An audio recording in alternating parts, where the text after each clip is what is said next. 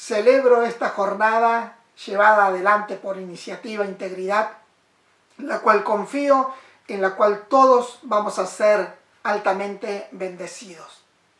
En esta breve ponencia yo quiero hablar acerca de 3 pilares que entiendo que son fundamentales a la luz de la palabra de Dios y a la luz del contexto socioeconómico, sociocultural que estamos atravesando.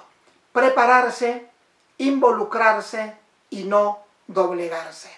Aquellos amigos y aquellos hermanos que levantan en alto la bandera de la honestidad como el único recurso o el único capital con que cuentan para poder llevar adelante la función pública que aspiran, debemos reconocer que es insuficiente.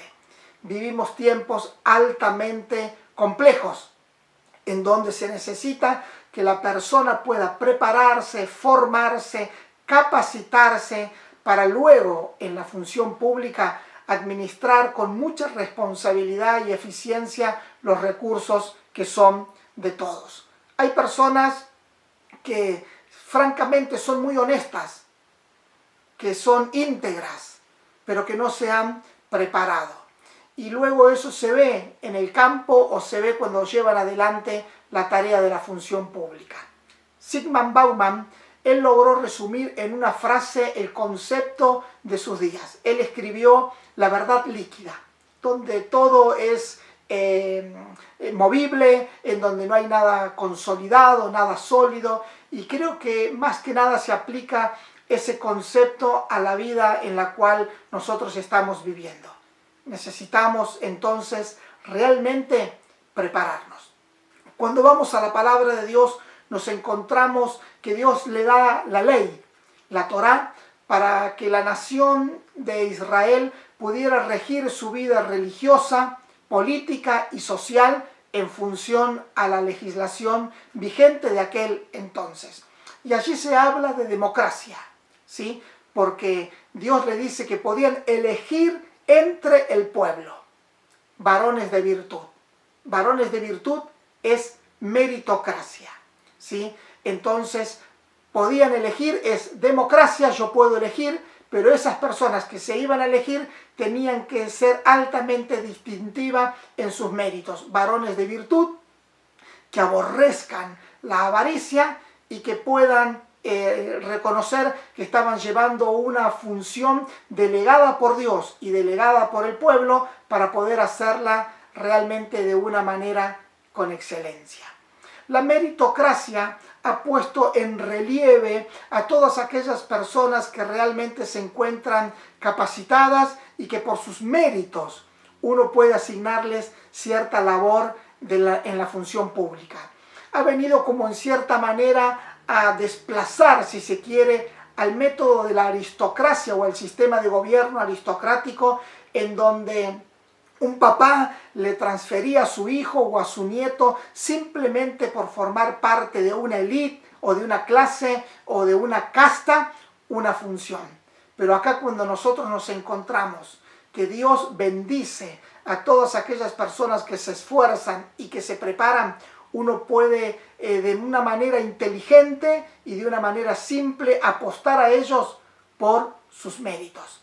Y además de prepararse, entendemos que nosotros es muy importante que si Dios te guía, también puedas involucrarte. Algunas décadas pasadas se pensaba que ser cristiano y que ser político era algo prácticamente imposible, cosa que la mirada de nuestro tiempo no lo es así. El teólogo John Stott, él dice, tenemos que tener 2 posibles actitudes ante el mundo: o escapar de él o involucrarnos. Y en este tiempo, más que nunca, vemos cómo emerge una nueva generación en donde cada vez hay más participación de hermanos que aspiran a estar en los cargos públicos. Y la verdad es que no podemos decir yo soy apolítico, porque al tomar una decisión o tener un pensamiento así, es ya asumir una posición política. Es decir, ¿debemos participar? Sí. La gran pregunta es ¿cómo debemos participar? porque no podemos frustrar a un hermano que tiene una vocación o siente un llamado para estar en la función pública. Entonces tenemos que animarlo, tenemos que alentarlo para que realmente pueda involucrarse. Ahora bien, se han cometido muchos errores en América Latina porque muchos cristianos que han querido participar e involucrarse en la función pública lo han hecho en nombre de toda la iglesia del Señor, y eso ha terminado provocando divisiones entre nosotros mismos, lo cual también tenemos que admitirlo. El hermano que aspira y el hermano que llega tiene que saber que él representa a su electorado. Jesús, cuando habló y enseñó acerca de su reino, él habló acerca de la luz, de la levadura, habló acerca de la semilla, ingredientes que para poder realmente transformar su entorno es necesario que tomen contacto con el mundo físico y el plano al cual esos ingredientes tienen un diseño para poder transformar. Es imposible poder transformar algo si realmente no nos involucramos y no nos metemos en ese medio. El máximo ejemplo de involucrarse fue Jesucristo mismo. Él saltó de ser creador a ser criatura, vivió entre nosotros, fue cuestionado, altamente cuestionado, fue tentado, trataron de confundir su identidad aún desde su tentación en el desierto. Si eres hijo de Dios, di que estas piedras se conviertan en pan. Si eres hijo de Dios, tírate abajo, aún estando en la cruz. Si eres hijo de Dios, desciende de la cruz. Pero él se puso un objetivo bien claro, que era poder cumplir con el plan y con el diseño de Dios. Y para eso, además de prepararse, tuvo que involucrarse. Pero el punto 3 es no doblegarse. El estar en la función pública y llegar a un lugar de eminencia no glorifica a Dios. Lo que glorifica a Dios es llegar y no doblegarse ante el sistema. Si tu motivación para la participación en la función pública es el poder te terminará doblegando. Si es el dinero te terminará doblegando. Si es que tu nombre y tu apellido trascienda, la fama te terminará doblegando.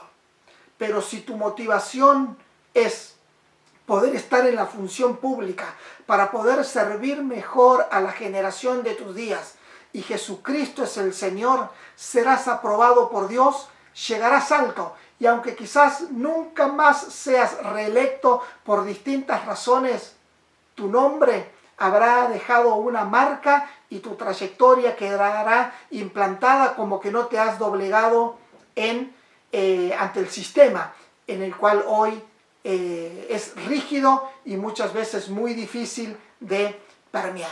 En la palabra de Dios encontramos múltiples líderes, jueces, reyes que gobernaron conforme a la voluntad de Dios.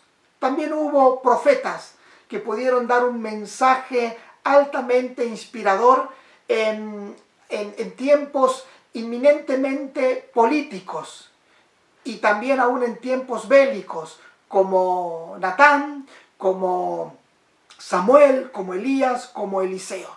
Sin embargo, también hubo reyes que se quisieron involucrar en funciones que estaban fuera del diseño de Dios y terminaron pagando las consecuencias, como el rey Usías, como el rey Saúl, que dejaron a un lado el diseño de Dios y aspiraron a estar en algunas áreas que no estaban bajo el diseño de Dios.